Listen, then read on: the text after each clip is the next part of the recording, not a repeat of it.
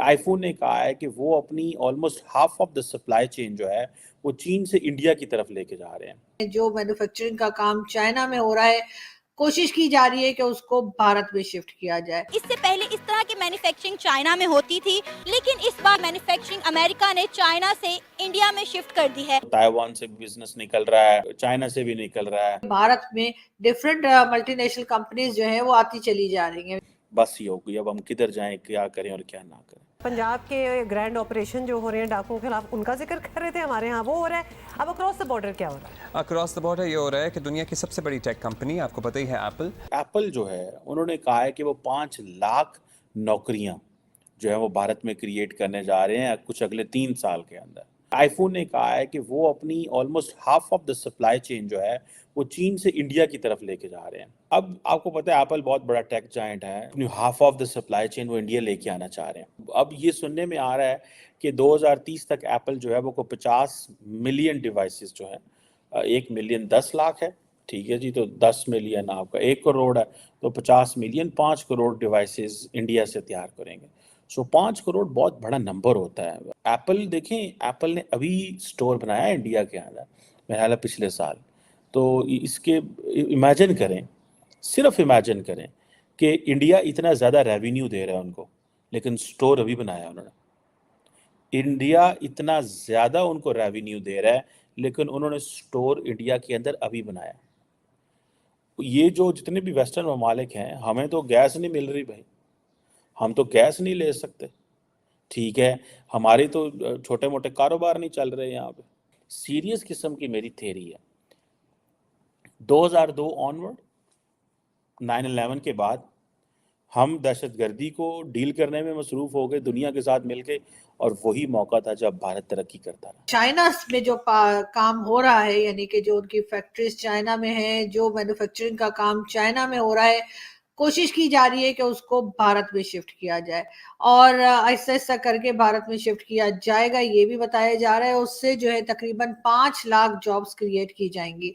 जी हाँ, भारत के लोगों को 5 लाख के करीब जो है, 5 लाख लोगों को जो है वो एप्पल की वजह से जो है वो जॉब्स मिलेगी। बहुत अच्छी बात है, इसका यकीनन यही मतलब है कि कोई भी मल्टीनेशनल कंपनी हो वो भारत में अपने आप को सिक्योर फील कर रही है। उनका ये ख्याल है कि उनका पैसा भी नहीं डूबेगा और उनके लोगों को भी नहीं मार दिया जाएगा या कुछ भगा दिया जाएगा या परेशान किया जाएगा। इसी वजह से हम देखते हैं कि भारत में डिफरेंट मल्टीनेशनल कंपनीज जो है वो आती चली जा रही हैं।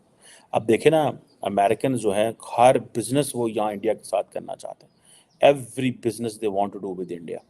एप्पल तो एक चीज़ है यार, एप्पल तो एक बिजनेस है ना, ठीक है। अब नरेंद्र मोदी जब जाते हैं अमेरिका के अंदर, तो वो अमेरिकी सदर के साथ बैठ के वहाँ पे जितनी भी बड़ी बड़ी कंपनी है उनके सीईओज के साथ बैठते हैं। अब हम कहाँ पे, हमें तो कोई सीईओ मिलते ही नहीं है। और ये अगर चीज़ें इसी तरह रहेंगी, ये चीज़ें अगर इसी तरह रहेंगी और ये निज़ाम इसी तरह रहेगा, मैं नहीं समझता हम कोई तरक्की कर सकते हैं। हम बहुत मुश्किल में रहेंगे। उसकी वजह ये है, ठीक है जी, कि इंडिया की ग्रोथ ऑलरेडी 8% पे जा रही है। हमें तो वो प्रोडिक्ट कर रहे हैं, वो कह रहे हैं भाई इनका तो हाल ही कोई नहीं है। हमें कभी आईएमएफ हमारे कान खींचता है, कभी दुनिया हमारे कान खींचती है, कभी कोई हमें कहता है भाई आप किधर जा रहे हो, क्या कर रहे हो।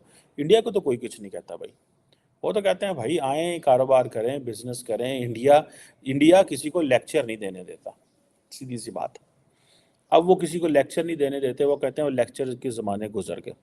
यार इंडिया में वो कहते हैं ठीक है, आओ गुजरात में आके बिजनेस लगाओ, आओ हैदराबाद में लगाओ, तेलंगाना में लगाओ, बेंगलुरु में लगाओ, इधर लगाओ उधर लगाओ, हम ज़मीनें देते हैं। कंपटीशन, अक्सर मैं इस चीज़ का जिक्र करता हूँ, यूपी में लगाओ, ठीक है। हम वो उनको कहते रहते हैं ना कि जी हम अक्सर ये चीज़ करते हैं कि भाई आओ यहाँ पे पैसे लगाओ, वो उधर फ्री ज़मीनें देते हैं। सो हुकूमतें इंडिया के अंदर इतना लॉन्ग टर्म सोचती हैं और वो एक रेस पड़ गई है वहाँ पे। हर स्टेट जो है वो फेडरल गवर्नमेंट से भी ये कॉम्पीट करना चाहती है। आपको ऐसी क्या वजह नजर आ रही है कि अमेरिका ने आईफोन 13 की मैन्युफैक्चरिंग चाइना से इंडिया में शिफ्ट कर दिया है? वैसे देखा जाए तो बेसिकली जो मैन पावर है वो चाइना के पास ज़्यादा है, लेकिन इंडिया ने काफ़ी ज़्यादा इन्वेस्टमेंट जो अपनी अमेरिका में की हुई है, उनकी काफ़ी ट्रेडिंग चल रही है वहाँ पे, तो इसीलिए फिर हो सकता है कि उनकी मतलब उनको इसी से फ़ायदा हो रहा हो कि अमेरिका कोई भी चीज़ फ़ायदे के बगैर तो नहीं करता। कुछ नज़र आ रहा है तो वो कर रहा है, नहीं चाहिए, लेकिन हम हमेशा से ना शॉर्टकट्स ढूंढते हैं। हम कभी भी एक चीज़ को ना सही तरह लेके नहीं जाते, सही तरह चलते नहीं है। इवन कि हम अपनी पढ़ाई में भी देख लें तो भी सही तरह नहीं चलते, इसलिए हम लोगों को डिच कराने के चक्करों में लगे रहते हैं। फिर वो लोग जो इंटरनेशनल ब्रांड्स हैं वो तो नहीं है ना इस चीज़ को आप कंप्रोमाइज़ करते हैं। वो कहते हैं कि जहाँ पर हमें एक अच्छी चीज़ मिलेगी वो प्रोवाइड करते हैं, उनके पास जाते हैं। इंडिया जो है वो इन्वेस्टर्स को फैसिलिटेट करता है, और वो इस सेंस में करता है कि वो उन्हें इवन के आप कह लें कि ज़मीन भी देता है, उन्हें मैन पावर देता है, उन्हें टाइम देता है, उन्हें अच्छी क्वालिटी देता है, उन्हें क्वांटिटी देता है, उन्हें सब कुछ देता है, उन्हें वो म्यार देता है जो वो चाहते हैं, जो हम अनफॉर्चुनेटली नहीं दे सकते। अच्छा, पाकिस्तान की गवर्नमेंट को ऐसी क्या पॉलिसीज बनानी चाहिए, ऐसे क्या इकदामात करने चाहिए कि इन्वेस्टर पाकिस्तान में भी आए, क्योंकि अभी पाकिस्तान में उस तरह से इन्वेस्टर नहीं आ रहा जिस तरह से आना चाहिए? मेरे ख्याल से सबसे पहले तो पाकिस्तान को अपनी रेपुटेशन ठीक करना चाहिए, ठीक है। पाकिस्तान के जो प्राइम मिनिस्टर्स हैं उनको, ठीक है, वो अगर इस तरह में करप्शन में ना पाए जाएं, ठीक है, उनको बाकी आप टैक्स क्रेडिट दें, ठीक है, आप टैक्स क्रेडिट दें, ठीक है, टैक्स क्रेडिट्स वगैरह देंगे तो जब इन्वेस्टर को क्या नाम है बेनिफिट्स मिलते हैं, इन्वेस्टर तो तब आता है जब इन्वेस्टर को बेनिफिट्स मिलते हैं। जब आप इन्वेस्टर को बेनिफिट्स दे रहे हैं, जब आप उसको टैक्स क्रेडिट दे रहे हैं, ठीक है, जब आप उसको बेनिफिट्स देंगे वो तो ऑटोमेटिकली पाकिस्तान में आएगा। तो मेरे ख्याल से सिंपल ये वजह है कि आप उनको टैक्स क्रेडिट वगैरह दें, उन्हें बेनिफिट्स वगैरह दें, ठीक है, तो देन उनका आप ट्रस्ट क्रिएट करें, ठीक है। जब वो ट्रस्ट बिल्ड करेंगे ना तो वो ज़रूर पाकिस्तान आएंगे। सबसे पहले हुकूमत को जो है ना इन्वेस्टर के लिए अपॉर्चुनिटी पैदा करनी चाहिए कि अपॉर्चुनिटी इस तरह के लिए उसके टैक्स फ्री जोन बनाने चाहिए, एरिया बनाना चाहिए। अगर टैक्स फ्री जोन बनाएगा तो इन्वेस्टर खुद आएगा। जब पाकिस्तान में कोई इन्वेस्ट करता है, हुकूमत सबसे पहले उसके खिलाफ कोई ना कोई ये पैसा किधर से आया, ब्लैक मनी है, उसके खिलाफ कोई ऐसा केस खोल देती है जिससे वो खुद डरता है कि पाकिस्तान में इन्वेस्ट करने से पहले कि मैं पाकिस्तान में जाऊँगा खुद फंसूंगा। पाकिस्तान की गवर्नमेंट को ऐसी क्या पॉलिसीज बनानी चाहिए कि पाकिस्तान में भी इन्वेस्टर आए?